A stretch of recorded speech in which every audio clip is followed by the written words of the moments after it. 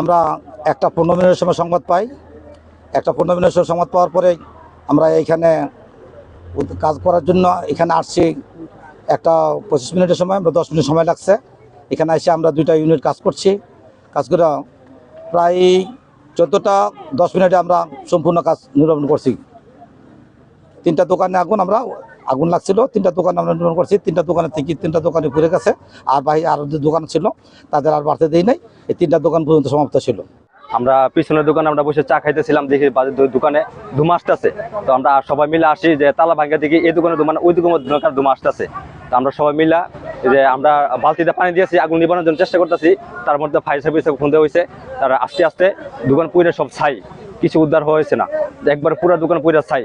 তো আমরা যে বাইরে ছিল 3 দোকানে যারা ইনভেস্ট করছিল, ওরা জিরো হাতে ফিরে গেছে। এখন আমরা সরকারের কাছে চাই, সবার কাছে চাই, আমরা দর্শকরা চাই যে সরকারে ওদেরকে কিছু হেল্প করে, ওদের লোন আছে, আবার যাতে পুনরায় আবার বিজনেস শুরু করতে পারে সামনে ঈদের সময়। ওরা অনেক টাকা ইনভেস্ট করছে। সামনে শুক্রবার, আজকে শুক্রবার, সোমবারে শেষ গরু বাজার, আমরা মনকাশে বাজার ঈদের, ওরা অনেক টাকা ইনভেস্ট করছে, অনেক টাকা ক্ষতি হয়েছে।